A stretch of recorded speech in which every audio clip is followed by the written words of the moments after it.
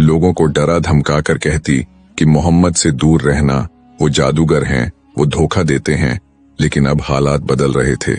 आसपास के मोहल्लों में, उसके अपने गली कूचे में ऐसे लोग जो कल तक उसी की तरह बुतों के सामने झुकते थे, अब कहने लगे थे कि हम मोहम्मद सल्लल्लाहु अलैहि वसल्लम पर ईमान लाए।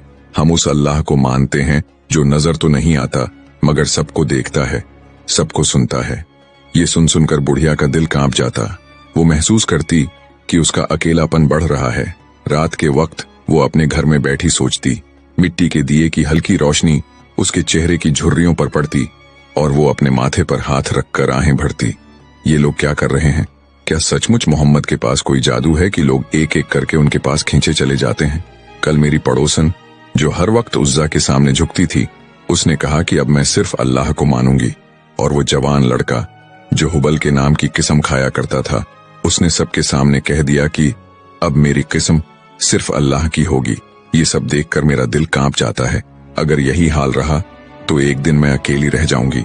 उस रात वो सो न सकी, करवटें बदलती रहीं। कभी उसे अपने बेटे की याद आती जो बचपन में बीमार पड़ा था और वो हुबल के सामने जाकर गिड़गिड़ाई थी। उसके दिल में आता कि अगर हुबल ही मेरा रब है तो क्यों मेरी दुआओं का असर न हुआ? दवा से ही मेरा बच्चा ठीक हुआ। लेकिन फौरन वो ख्याल झटक देती और कहती, नहीं, ये मेरे बाप दादाओं का दीन है, यही सच है। मगर अब उसका यकीन भी डगमगाने लगा था। सुबह होते ही उसने एक फैसला कर लिया। उसने सोचा कि अब मैं मक्का में नहीं रह सकती। यहाँ तो मोहम्मद का असर बढ़ रहा है, लोग दिन ब दिन मुसलमान हो रहे हैं। अगर मैं यहीं रही तो शायद एक दिन मैं भी उनकी बातों में आ जाऊंगी।